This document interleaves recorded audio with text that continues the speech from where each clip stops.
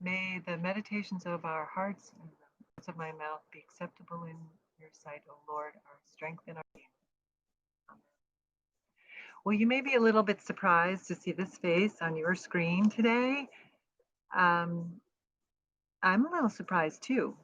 I am not coming here today as your senior warden. I'm coming here today as a near graduate of what was offered by the diocese as a sermon camp for lay leadership to attend. And I was fortunate enough, though I have great trepidations about doing this, I want to say, to be accepted in and attend this camp. And it was an 8 week intensive course. It's intended for lay leadership and it's offered by Backstory Preaching. And we learned a very specific way of uh, delving into the gospel in a way that I never have before. And I was reminded constantly by our mentor that this is a privilege to be able to share the good news. So I'm here this morning to share the good news with you. And I thank you for listening. So the sermon today is Matthew 21, verses 23 through 32. The triumphal moment has arrived. Jesus has been on a journey with his disciples with events of disbelief and miracles as they traveled.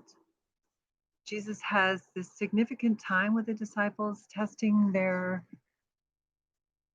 thoughts and their ways by asking them, "Who do you think I am?" And they confirm to him what he expects them to say. Yes, yes, you are the Messiah. They arrive in Jerusalem with hope, what we all need. The Son of David comes to the Temple of Jerusalem, the Holy Land. On entrance to the sacred temple, Jesus is perhaps taken aback and angered about what he finds there. It is not what he anticipated. Instead, a more of a sacrosanct worship space, it appears that it's more of a market, a farmer's market, if you will, where wares are being traded and money is exchanged and not abiding by the sanctity of the space. In a fit of anger, Jesus does what is unexpected. He overturns tables, he reprimands the priests and scribes, and they are confused and return the anger, questioning Jesus, "Who do you think you are doing this?" And Jesus answers, as he often does, a question with a question. "Who do you think I am? Was the baptism of John from heaven, or was it of human origin?" Now, this is a bit of a trick question, right? Because in their minds, there's no right answer. If they say that John's baptism was from heaven, then they should be believing Jesus. And at this moment, they're just not. They cannot commit to this Messiah before them. If they say from human origin, then the people would be untrusting, as John was beloved. And therefore, their answer is, "We do not know." Well, that's a bit of like pleading the fifth, isn't it? Wavering in their belief, but yet trying to maintain leadership of the people. Jesus then declines to answer their question of who he is, or rather, he poses a parable.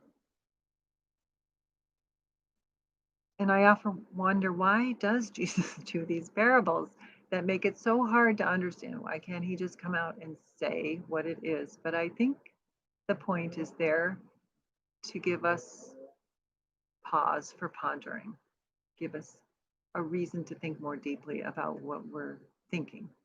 So the parable is of the two sons who are asked by their father to go out to the vineyard to work. And the first son says, no. This is disappointing the father, of course, but then later the son recants and does go out to the fields to work. The second son says a willing yes, yes, I'll go, but it was a false promise and never goes. So who is the better son? If both sons each has an indulgent answer to satisfy their own wishes, right? The first son was initially honest, Though disobedient, the second son was initially compliant, but ultimately either lazy or dishonest. So Jesus goes on to infer from this that God is a forgiving God. God promises that the tax collectors and the prostitutes will go to heaven, and the priests and the scribes will not. The first to go will be the perceived sinners, and the second to go will be the non-sinners. Aren't we all guilty of saying yes but no, as the sons did? We ascribe to the Ten Commandments, and we most often view Jesus as a loving, kind Jesus. When we see a homeless person on the corner day after day,